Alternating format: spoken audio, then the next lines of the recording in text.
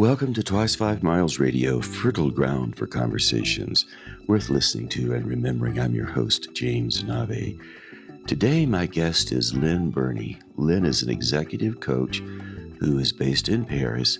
She's also the author of 6 books, which she has created over the last 10 years.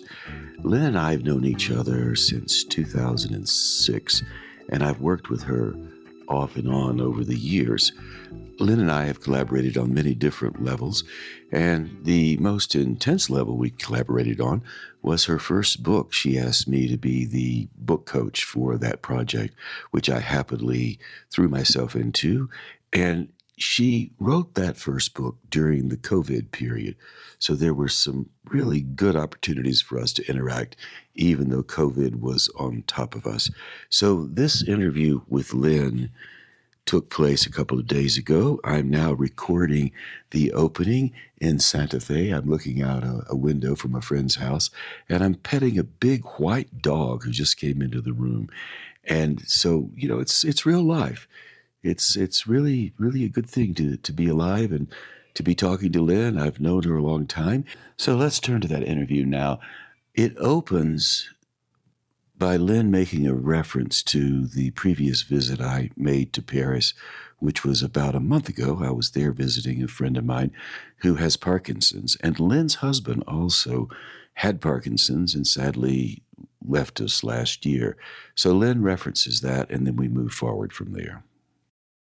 We kind of started in on a rather sad state of affairs with your very best friend, John, which of course triggers off all my memories about my husband, Richard, whom you knew. And it sort of triggers off all the very sad parts of my life. But in fact, all those very sad parts have given me 3 extra books.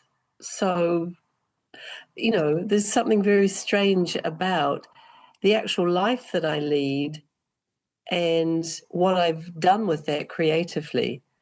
And you remember how we kicked off with me writing my first book. We don't need to tell that whole story again, but it's a delicious story. I love it. And that led on to my thinking, well, now I know how it works, I'll do another one. So I did 2 memoirs, and then I thought, gosh, I really like doing this. It's time for me to try fiction. But of course, it's never fiction, and we've had that discussion as well. Fiction, what is, if life is one big fiction, then I'm really good at writing fiction. And then I'm waiting for my 4th book to go up online. So they're all self-published. I've finished my 5th book, and that covers the subject of Parkinson's and living with somebody with Parkinson's and that person dying. And it's all woven into a story which is completely fictitious, but not quite. And I've now started my 6th book, which is what I was doing in England with my writing buddies, whom you know, Philippe and Chris. Rita was too ill to travel, so she connected with us in the evening in Canada. And I really enjoy that. And I enjoy the fact that it really is my own space that I can step into, thoroughly enjoy myself. There is no pressure on me to produce anything. It's entirely my time, my creativity, me, myself, providing I can afford to keep self-publishing, I'm fine. So I really love doing this. This is what I found that I love most of all. Well, going back to the time we first started to talk about your first book, and the reason that I'm so very excited about going back to that time, I was watching the Netflix series Emily in Paris. If you haven't watched it, I encourage you to watch it because it's rather superficial. It's seriously Parisian cliche, and Emily's an advertising executive who's running around Italy and Paris in all the most glamorous settings. Everything is just absolutely exquisite. So I'm watching Emily in Paris and remembering all of those locations that I know so well. And they're probably not that romantic if the day is dreary and it's cold and the wind is blowing. But that's never happening on Emily in Paris.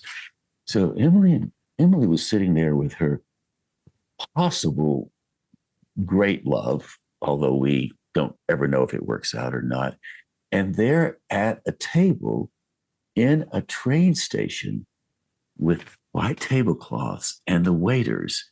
And I'm watching Emily in Paris thinking, that's might be exactly the same table Lynn Burney and I sat at when she first started talking about the book she wanted to write. So describe the setting of that restaurant and then tell us a bit about your thoughts when you were considering the first book. And the reason I'm asking is because now you're on 6 books, you self-publish, you have no fuss about self-publishing, you're rolling along like you were your own publishing industry. Back then, you were a coach. You weren't a publishing industry. You did love to write, and you really didn't care if anybody read it or not.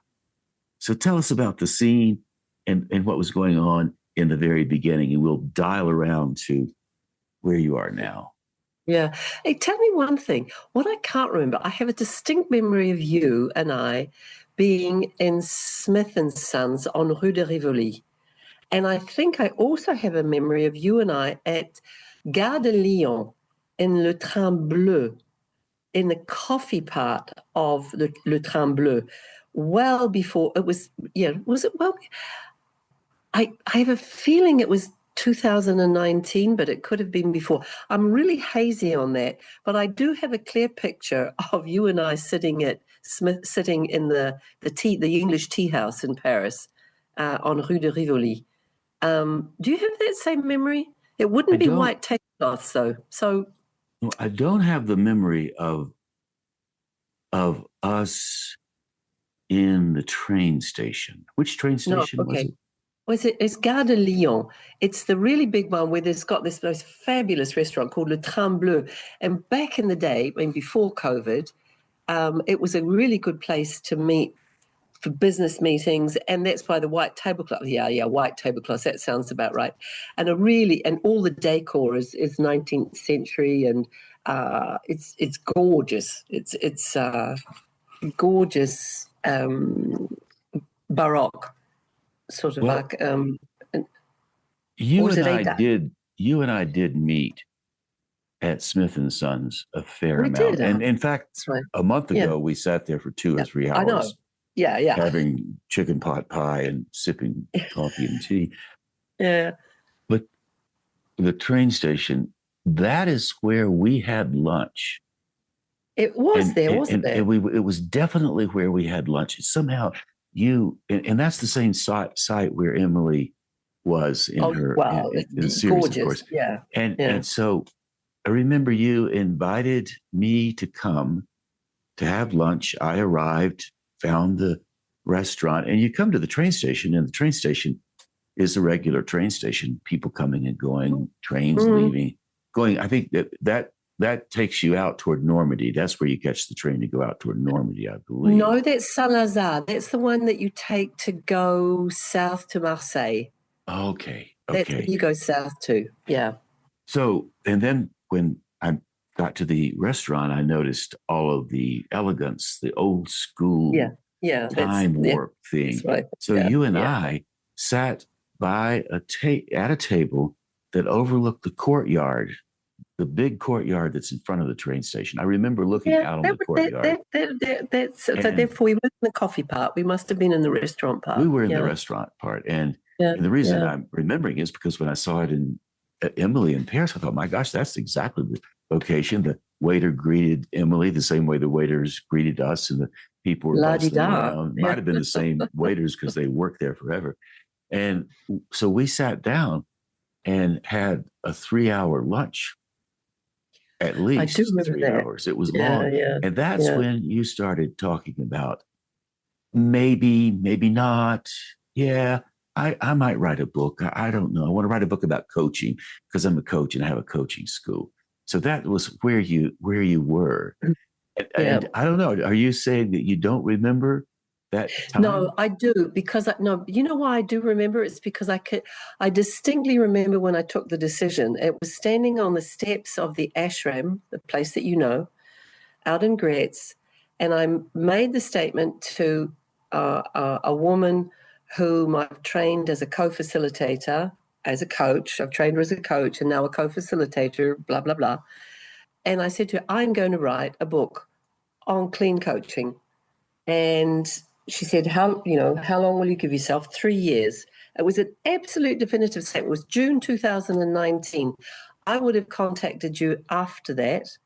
And then, come the beginning of 2020, and then we had COVID. I mean, the whole world changed basically March 2020. But my grand statement was before Christmas 2019, because after the decision, I would have said, and I'm going to contact James. I know everybody calls you Navi, but I still call you Comrade, or I call you James. Okay. I'm glad to have both. Thank you. Yeah. And I absolutely know that when I took that decision, I said, right, I can't do this on my own. I need a coach. And that's when I contacted you. And then I realized, what the hell am I talking about? But I remember that I was there in 2019 because my birthday's in November. And my buddy John's birthday is also in November.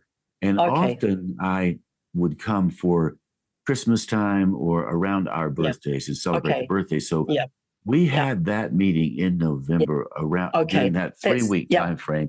I was in Paris. And I think I was toward the end of it, and I was getting ready to go back to the States. And you had the meeting, and then you said, I'll go for this. And so that's exactly the right time frame. And then when you dove in, you struggled quite a bit with it. And that's an understatement. It rolled through. The work we did rolled, I'd forgotten this, but it rolled through COVID. It did. And it eventually ended up on the other side of COVID in the book launch party on the river. In fact, I walked by the barge a couple of weeks ago, and I looked down at the barge. I said, "There's where Lynn had her book launch." And of course, it's a barge that's attached to the riverbank, and it's a little floating restaurant. That was October, beginning of October 2022. Yes, yeah, and I was there for that. Yep. By that that's point. right. Yeah. Oh my gosh! So go back to your initial thinking around the book and give a little bit of a background for people on what you thought it would be and then what it became, because you knew zero about self-publishing. I mean, you couldn't have been more naive. And I'm using the word ignorant in the best sense of I'm ignorant, so therefore I have many opportunities to learn. You were dramatically ignorant around it, and you knew it, and you were rather happy about it because you thought, well, I can learn a lot. And then you did spend your own money on it. You spent a lot of deep time around this first book. So give us a sense of that. And the reason I'm asking, a lot of people write books and they want to get published, and they try to compete with the agents, get an agent, then get it into the mainstream publishing. There's nothing wrong with it. I mean, everybody likes to have a big publisher print 1 million copies and promote their work around the world. I haven't experienced that. I haven't experienced Oh yes. Me too. but the odds of having a book come out in the world are greater if you take the responsibility of doing it yourself. It's the classic DIY, and you were determined. So let's start back at the table that afternoon, and then just give us a sense of where you were. And I will say, before you tell the story, and you've already told us this, you're on your 6th book. I mean, now you're driving the train. You did figure it out. You do know what it's like, and you're actually just starting. 6 books, just the beginning for you. Yeah. I was just wondering about that.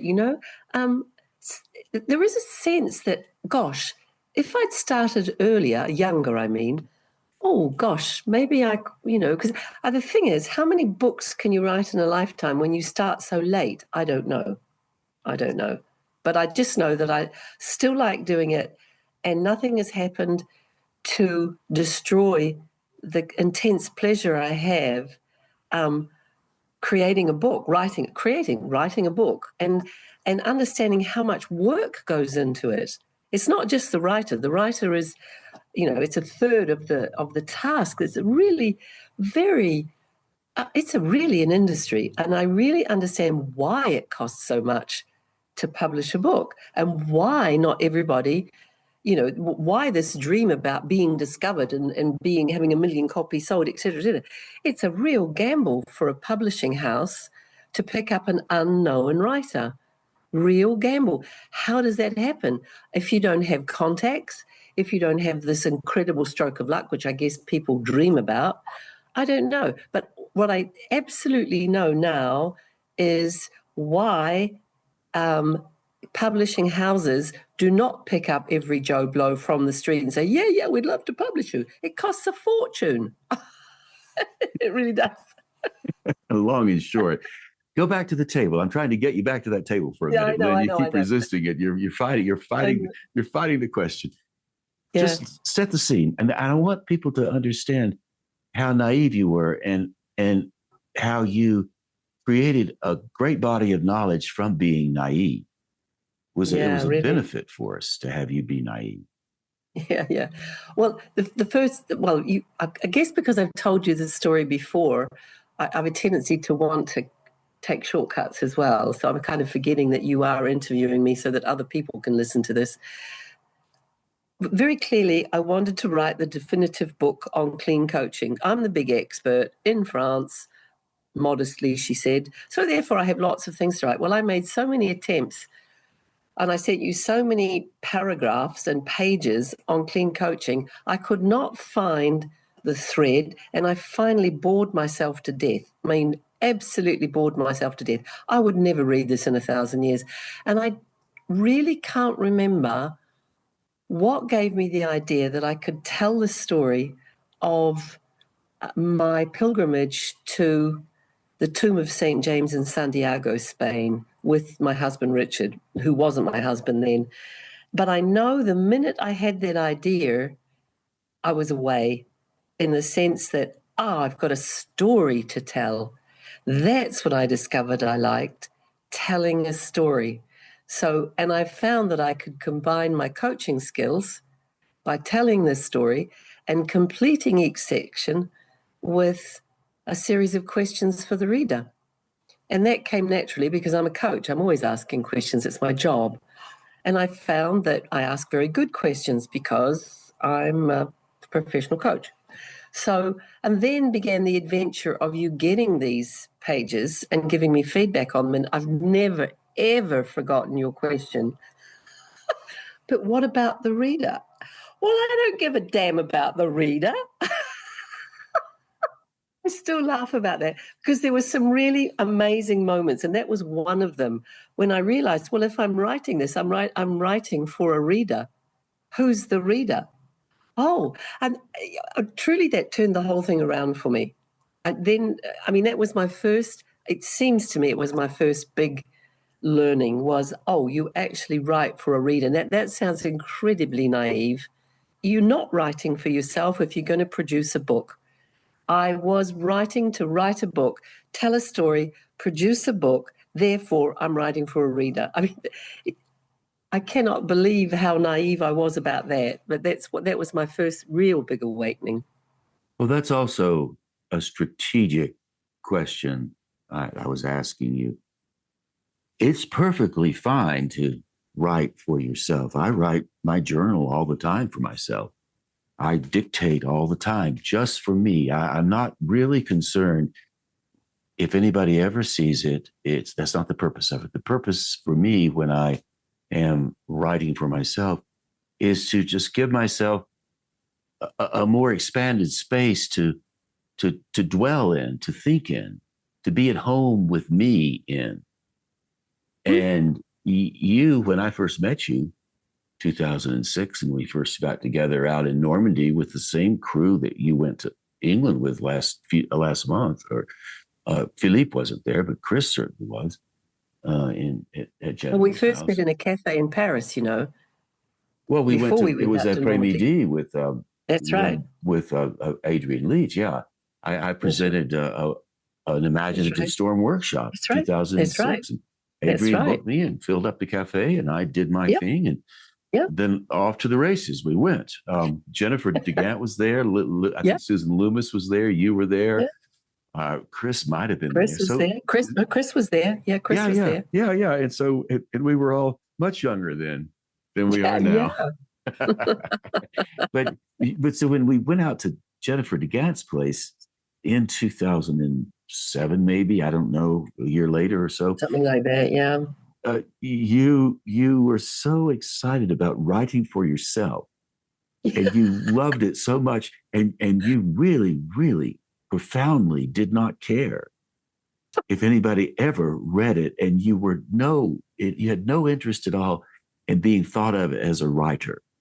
You just loved to do it, and you've done it all your life. And the thing I liked about what you wrote was how it appeared geographically on the page. Very precise material. I was like, how in the world does Lynn do that? And that's when you and I started calling each other Comrade L for Comrade Lynn, Comrade J, because we decided, sitting on that bench in the sun, that we were leading some kind of revolution. So we had to have revolutionary names. Now, the revolution never amounted to much, but we still kept the names Comrade L and Comrade J. But as you continued from that time in 2007, I was there a lot over those years. From 2007 on, you and I produced some really large writing workshops in Paris. Yeah, we did. Yeah, we did. Yeah. I mean, I remember one where we had 30 people showed up. It seemed like it was a big crowd.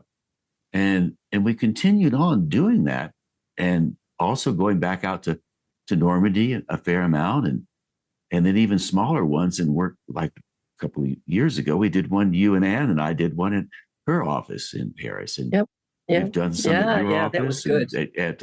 Good. Oh my goodness, Catherine's office in near Champs-Élysées. Yeah. So it's been really, really good. In the course of when you developed the story of you and Richard going on the journey, tell us about that story. And then I want to move from there to how that launched you into this career of writing for the reader and telling the stories. What was the story? Why was that story so important, your journey with your husband, Richard? Because it was a learning journey. It had, because it was a pilgrimage, it had a starting point and an end, like a book. And what I noticed with the books that followed is that I actually don't know where they're going to end when I start them. So, but with that one, well, it has to have a finish because the actual pilgrimage has a finish to it. So that was rather reassuring. And what I found was that I was telling it in the first person because it's a memoir.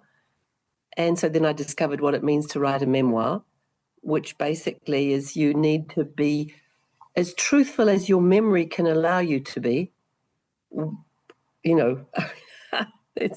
And I had somebody, I was living with Richard, so I could check things against him. But you know what was really amazing?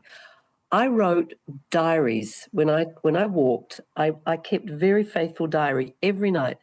I've lost those diaries, and I only found them when I was cleaning up in January this year, so 2026. I was writing that. I found them after Richard died, and I found them because I thought I was looking at a box of his old photographs, and they weren't. They were my old photographs, and in there were the diaries. I just went, whoa. So I wrote from memory, therefore as truthful as memory can be. And I found I had to really go into myself and say, it wasn't just walking the kilometers, because the walking of the pilgrimage, and when you walk over time, and it was over 4 years, 3 seasons, and 10 days, when you walk that amount every day over a period of time, you become emotionally engaged. Physically, you're exhausted, but you're emotionally drained as well. And you meet strange people. And all of that storytelling told 20 years after the event triggered off related memories to when I was a child. And so I was able to weave in anecdotal material from my own life.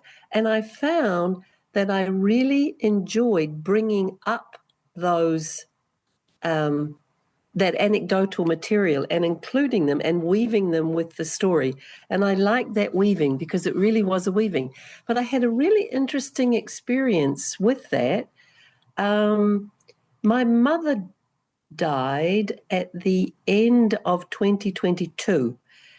So she never saw the finished book, but she saw a very early chapter because I shared it with her, and she thought it was going to be a travel log.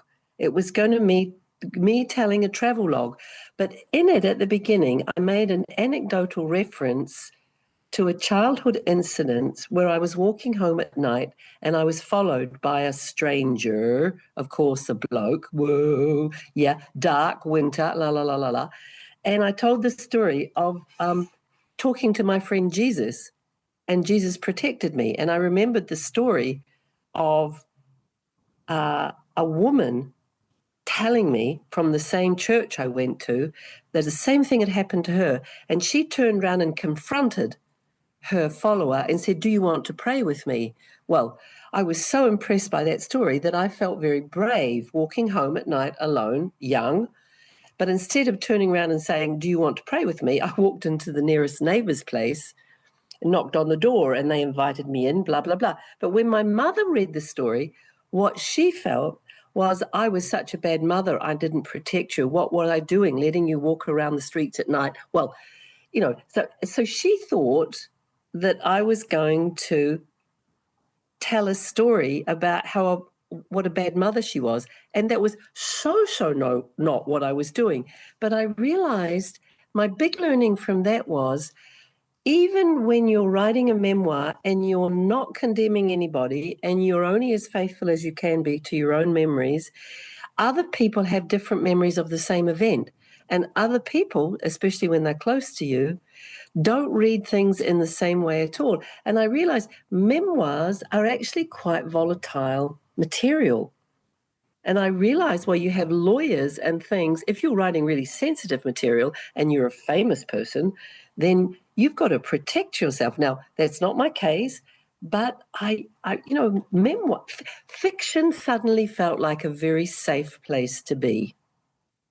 So, memoir, of 2 books I wrote. My mother felt, she never got to read it, and I don't think she ever would. And the second book I wrote, Memoir, on my brother, my sister didn't feel comfortable with it, and yet I let her read the whole thing. I am eulogious of her, but she doesn't feel comfortable with it. She really doesn't. It's too close. So a memoir, I learned that memory is specific to the person and is as only true as the person can be. And 2, it's quite volatile material for other people. And 3, fiction is a very safe place to live. People don't usually say that about fiction. And yet I can see what you mean, because if you're making it up, it certainly hasn't happened in real life, quote unquote. Yep. Quote unquote. Yeah. Yeah. Yeah. So I discovered really interesting thing. Writing in the first person and writing in the third person. Now that sounds, hello, yes, writing in the present tense, writing in the past tense. So writing memoir, I was writing in the first person, me, telling a true story, and everything that I've just said. The third book, I had three narrators. I wrote in the first person from 3 points of view. I wrote as a man, I wrote as a woman, and I wrote as a very young woman. So I wrote from three perspectives. That was really interesting. Really, really, really. I wrote in the past tense, and with the fourth book, I wrote in the third person, and I only wrote, and therefore I had a narrator's voice, but it was pretty much coming from the main character's perspective. That was interesting. Really interesting. And the one I'm writing at the moment is, I started writing it in the third person, and I wondered what would happen if I wrote in the first person. And I changed it. The first 3 pages I changed to first person. I thought, yeah, I like that.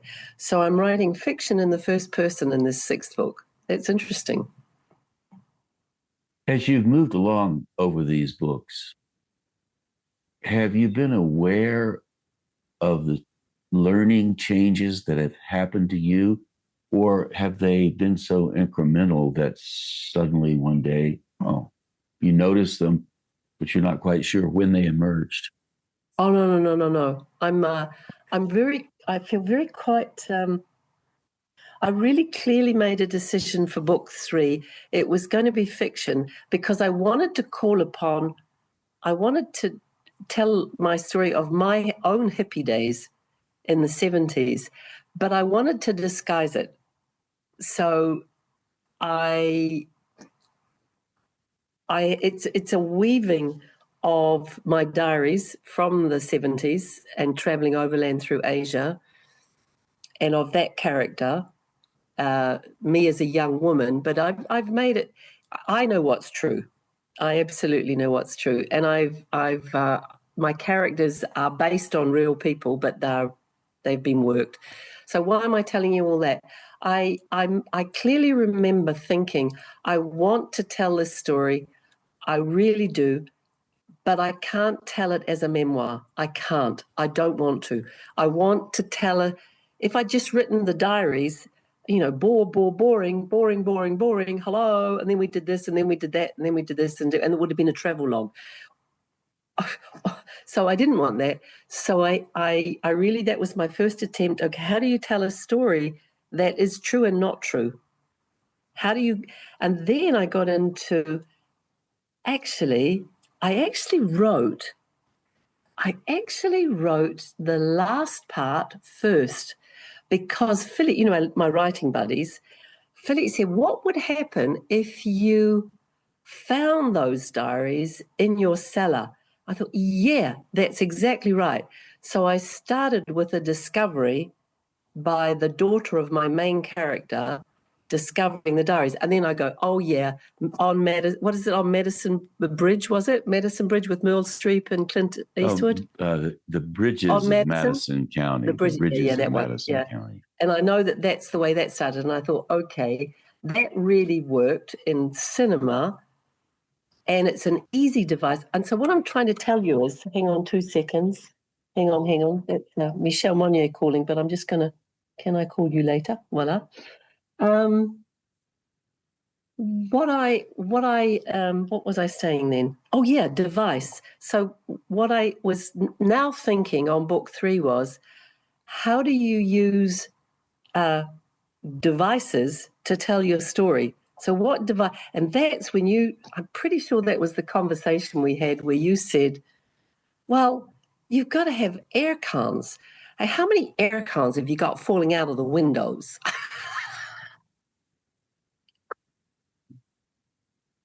You are wicked.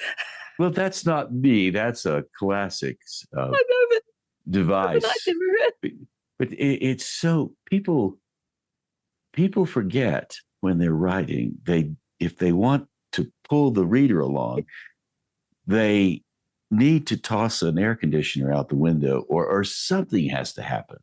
I know. The dog has to come out and bark at them.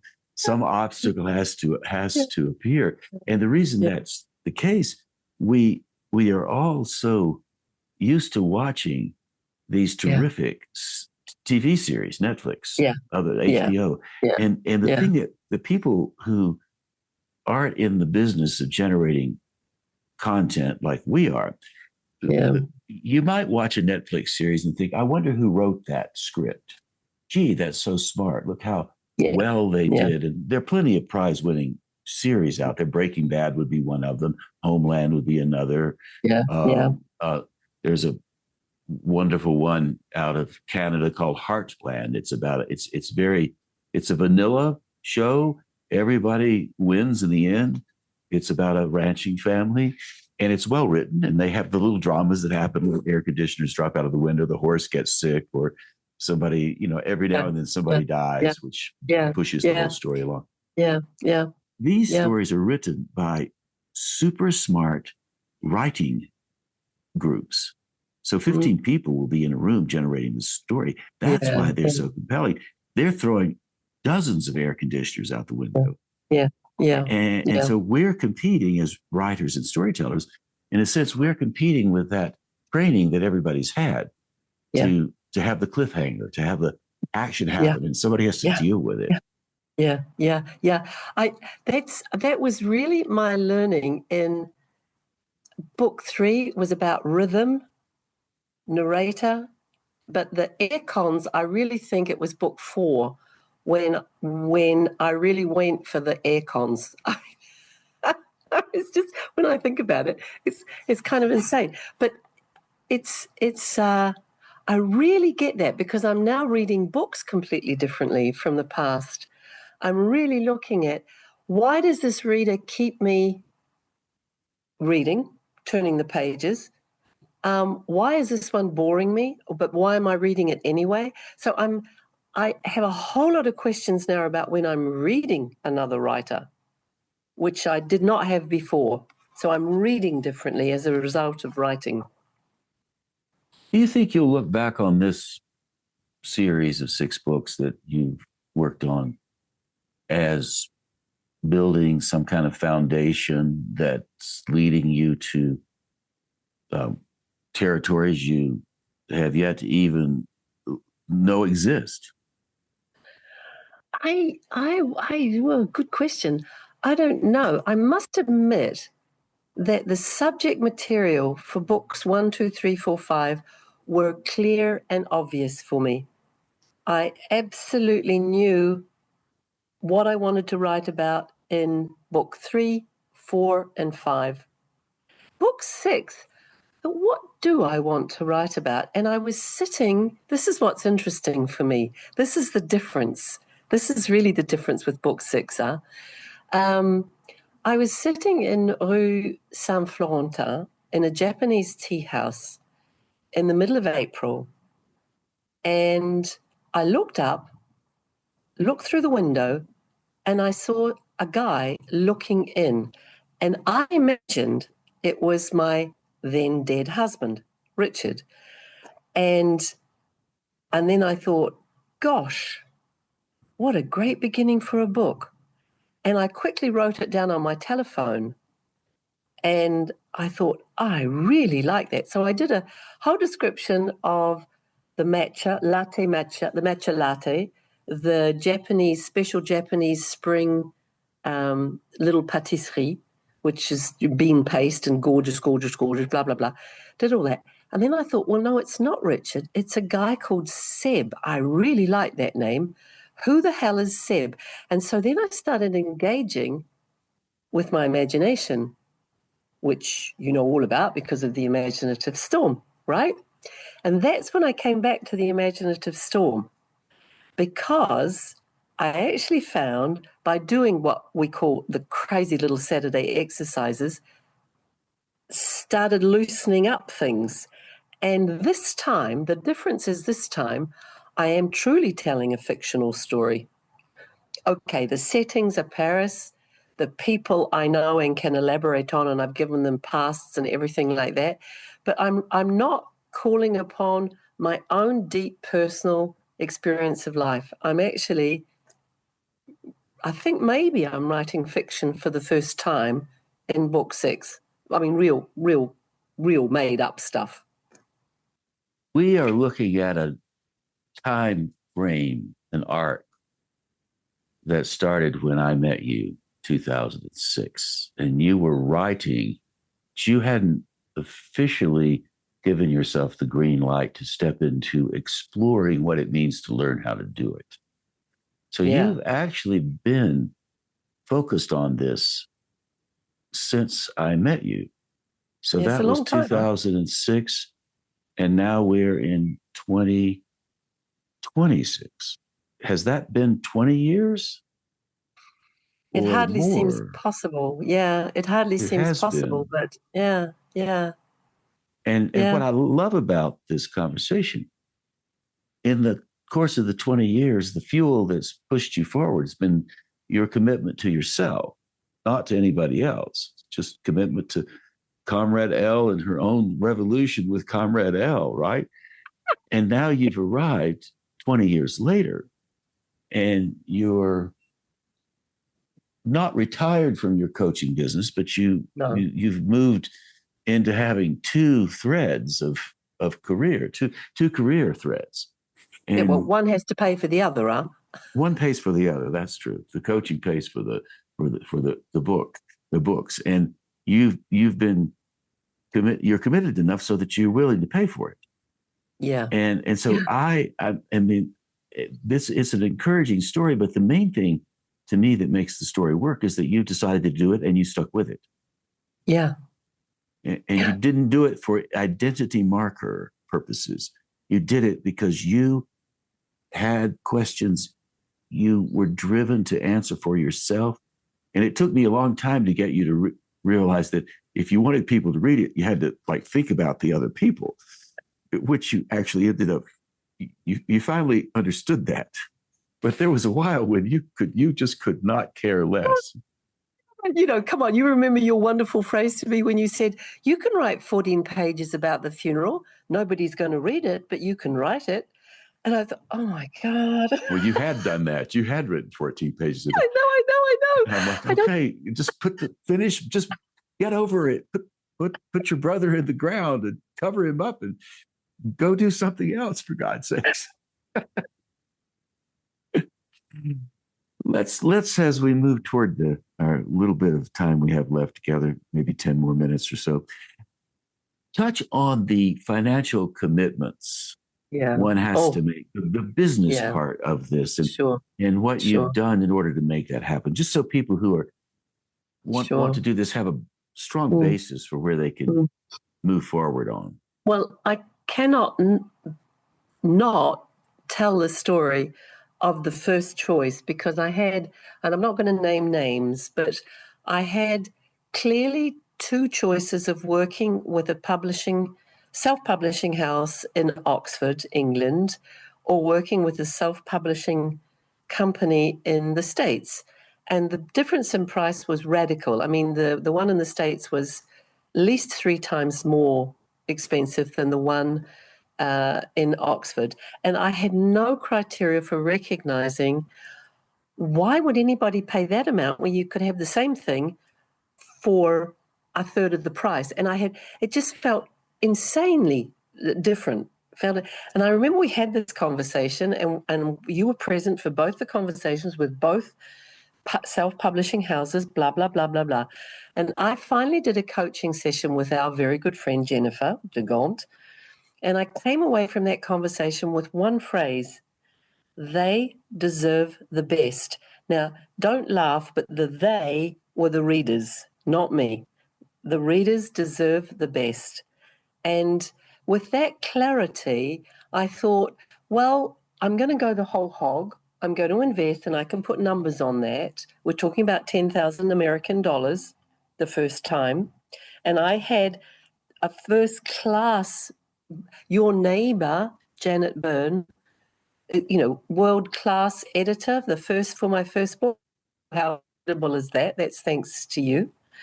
But nevertheless, the whole thing cost, 10,000 American dollars to start with, which that sounded insane.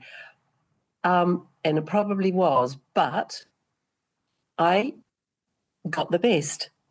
And I was so happy to have that book, to look at it and to feel proud of it. It was like, this beautiful baby. Look, isn't it just gorgeous? And I was proud to hold it up, to send it to people, blah, blah, blah. And the same team has worked with me on books 2, 3, 4, and 5. And the same team means my project manager, Jennifer Sanders, and my designer, Christina Teal, who lives in New Zealand. And the editor has changed each time. I've never had Janet Byrne again, but then it was memoir to begin with, and now I've moved into fiction, and I don't think Janet really, that's not really her cup of tea, is it really? Well, just to give a frame for Janet, she is the next door neighbor here in Taos, in the area where I live. Janet is the only editor Michael Lewis will work with. And Michael Lewis wrote The Big Short. He's been around for a long time. And another name that people might recognize, recently, Ezra Klein, the editor at the New York Times, wrote a book on abundance, and Janet edited Ezra Klein's book. And she also was the main editor for the Planet Money book, which came out as well. And then she also edited, of the many books she's edited, Nancy Pelosi's book was one that she edited. So these are all prominent people. And Janet does not have a snooty bone in her body. I mean, honest to God, she really does it. She was so kind to me. And she did take you on. And I think she was. But Janet she charges between, for a small book, $4,000, for a big book, a Ezra Klein book would be, or other books that are big, up to $15,000 to edit them. Yeah. Now, it is the best. Yeah. So you do have to pay for the best. And that's what I loved about what you did. You were willing to pay for it. And indeed, tell us what the result was. Well, I need to say, first of all, that I am so indebted to that decision and the people I met and the result that I got, that thank you. That, Lynn, was a very good decision. It goes with what my mother always said. You get what you pay for quality, you get quality. Voila. It's as simple as that. So the result was a beautiful design, a clear inner design, excellent editing. I learned so much from that first editing job. I basically learned how a book gets published. In that first book, I learned what editing was. It's not red lines through everything. It's a person with a highly developed skill set who wants the best for your book. Now, that's a whole new mindset. We're not at school. Somebody's not going to destroy your book. They're actually going to make it the best possible book that you can produce at that time in your life. And that's what Janet did. That's what Jennifer did. That's what Christina did. They helped me do the best that I could do at that time in my life. And I'm still proud of the story. I think it's a good story. Yeah, and you fought a good battle with the need to be the coach and to tell the coach story. And then you realized that you didn't actually lose the battle. You won the game because you had the insight regarding the direction you needed the whole thing to go. So it ended up, once a pilgrim, always a coach is the title of the book. And so you went back to your coaching. But I remember when we were developing it, I was actually learned a lot from Janet as well, because I never thought of myself as an editor, never even thought of it as an editor. And then when you turned the book into Janet came to me. She said, well, who did the developmental editing on this? Yeah, you did. I said, well, I'm the only one that was there. And she said, my God, that's fantastic. And I'm like, Janet Byrne said, I was a good developmental. And I was very like a little kid. But one of the things people don't understand when they're trying to generate a book or a story, that editing process starts before you even write. with all the Yeah, you have a powerful questions you have conversation. to Yeah, ask. yeah, yeah, yeah. Yeah, you remember what you did for book 4? Well, I'm not going to name names again, but you clearly said, well, you can have that as a Muslim family, but you're going to run a few risks if you do. So, I mean, you were really helpful in giving me some really good tips, and you were also helpful on what appears to be small things, but they're actually major.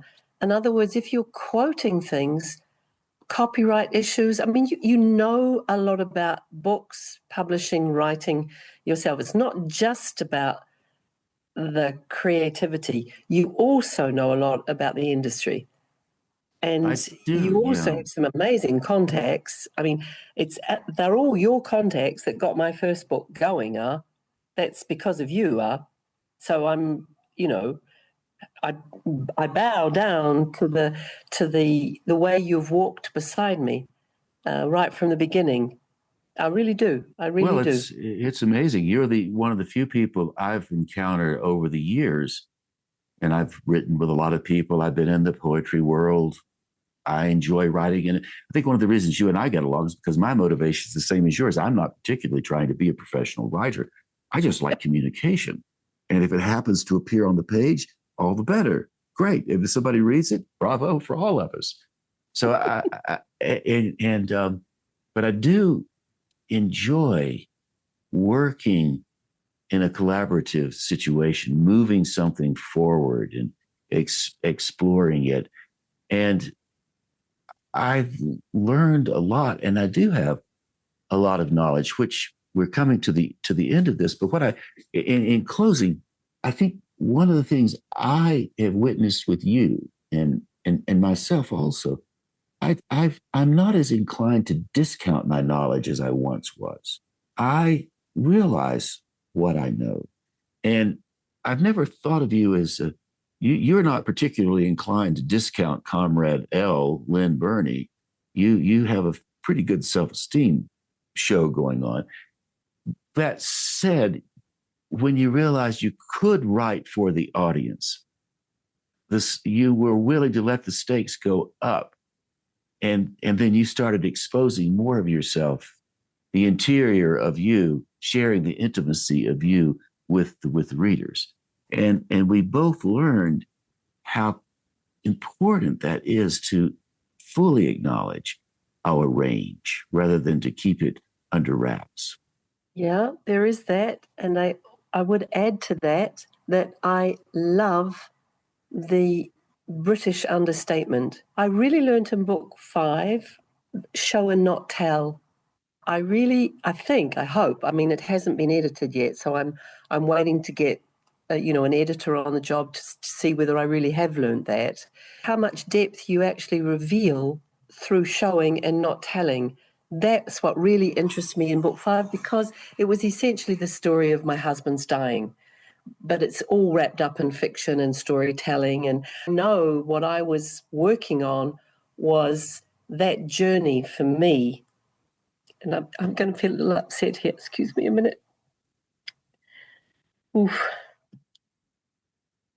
Yeah, I was very much working through that and putting that down in a story form. As you know, because of your friend John and Parkinson's, you know that that's a really hard journey. It's a very, very difficult journey, no doubt Yeah. about it. And Richard is no longer with us, and No. thus the tears that you have right now. And what I love about the work you're doing, and we can close with this, I like it that you're willing to be a little messy for us, just to say there's a lot of range involved in this business of storytelling, and you're willing to explore the range wherever it takes you. Yeah, that's right. Yeah. And some people do it through painting, like my sister. I do it through words. And so do you.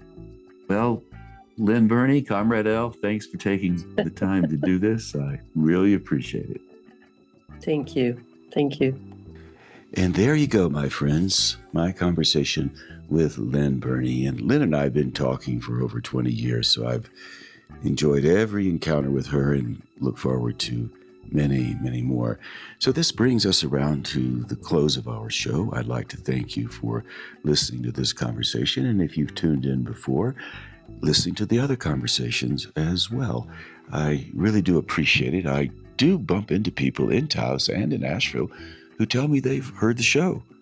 It's always a bit of a heartfelt good feeling when somebody compliments me on what they've heard or tells me something they'd like for me to do that I haven't done yet. So I do appreciate you listening. And I would like to also thank Davine Dial for managing WPVM-FM in Asheville, and Robin Collier and Mike Tilley for doing the same with KCEI, Cultural Energy Radio in Taos, New Mexico. I air this show on both those stations before I put it online, so I'm thrilled to be associated with community radio.